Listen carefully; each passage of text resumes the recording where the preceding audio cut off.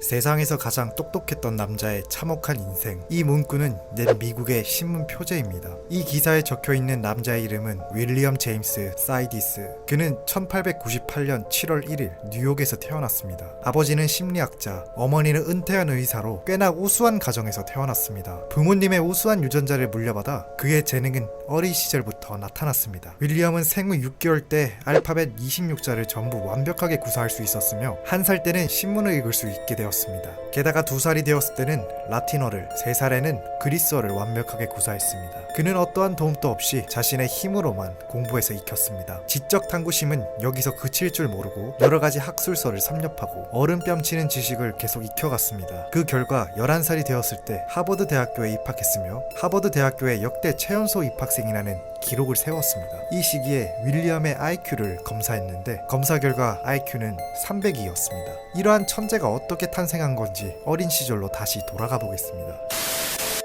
윌리엄의 아버지 보리스 사이디스는 하버드 대학에서 심리학을 가르치며 정신분석가로 다수의 저작을 남길 정도로 우수한 심리학자였습니다. 그리고 어머니인 사라는 학교 교육을 받은 적이 없음에도 불구하고 남편에게 개인 교습을 받고 의학을 공부하여 의사가 되었습니다. 이거부터 심상치 않음이 느껴지지 않나요? 이러한 엘리트 부부는 자신들의 아이에게 정확하고 올바른 교육을 가르친다면 반드시 천재로 자라날 것이라고 확신했습니다. 이러한 신념으로 어머니 사라는 아이를 천재로 성장시키기 위해 그의 교육에 전념하기로 결심합니다.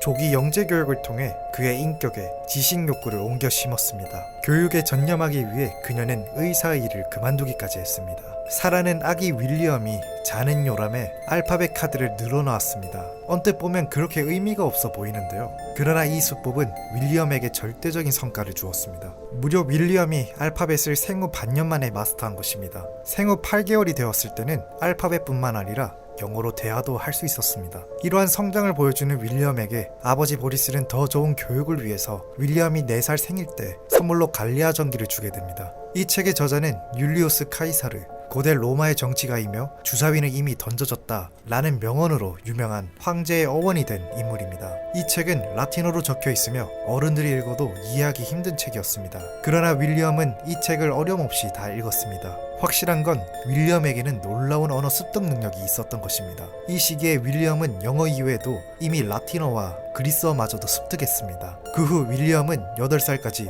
러시아어, 히브리어, 프랑스어, 독일어 등 7개 언어를 완벽하게 습득했습니다. 게다가 해부학에 관한 학술 논문을 여러 언어로 집필했다고 합니다. 하지만 더욱더 놀라운 것은 윌리엄은 새로운 언어를 발명했습니다. 그 언어는 벤더굿이라고 불리게 됩니다. 이 언어를 본 언어학자에 의하면 논법도 상당히 정확하고 완벽했다고 합니다. 윌리엄이 8살이 되었을 무렵 세계 인류의 두뇌가 모인 하버드 대학에 원서를 제출합니다. 하지만 하버드 대학의 나이가 너무 어리다고 거부했으나 1909년 11살이 되면서 특별학생의 자격으로 입학을 허락하게 됩니다.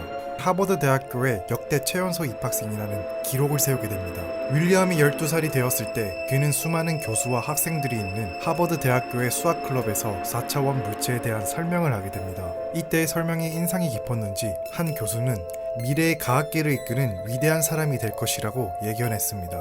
하버드 대학을 졸업 후 그대로 하버드 대학 대학원에 진학했고 그는 그대로 우수한 학자의 길을 걷는 듯 했습니다. 하지만 문제가 생겼는데 윌리엄의 우수한 능력에 질투한 주변 학생들로부터의 괴롭힘이었습니다. 이러한 여러가지 스트레스에 윌리엄의 정신은 불안정하게 되고 결국 중퇴하게 됩니다. 중퇴한 윌리엄은 정치활동에 빠져들게 됩니다. 그는 징병방직 퍼레이드에 참가하고 젊은이들을 사회주의로 선도하고 꽤나 가격한 행위도 하게 됩니다.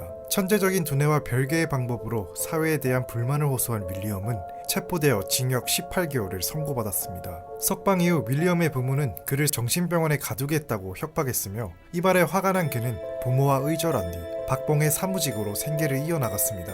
그러한 생활을 하면서도 그는 8가지의 다른 저자명을 사용하여 여러가지 논문과 책을 저술했는데 분야는 다양해 우주, 공간, 언어, 사회, 전차, 교통, 심리 등이 있었습니다. 윌리엄이 본명으로 활동하지 않은 이유가 있었는데 윌리엄의 생활을 일거수일투족 기사화하는 언론이 비방과 비꼬는 식의 기사를 자주 신문에 실어 자신의 존재를 감추게 되었던 것이었습니다. 결국 윌리엄은 언론들을 상대로 사생활 침해로 고소했지만 당신은 너무 유명하기 때문에 사실상 공인이다 라고 판정해 지방법원과 고등법원에서 패소했습니다. 그러나 윌리엄은 7년간의 힘든 법정 싸움 끝에 연방정부 대법원에서 자신의 권리를 결국 인정받게 됩니다. 그 직후 1945년 그는 뇌졸중으로 46세의 나이에 사망하게 됩니다. 그의 말년을 함께했던 한 사람은 이렇게 말했습니다. 그는 외롭고 슬픈 사람들이 느끼는 만성적인 슬픔을 갖고 있었습니다. 천재라는 것은 행복한 삶으로 이끄는 것은 아니었습니다. 윌리엄의 인생은 슬픈 결말로 이렇게 끝이 나게 됩니다.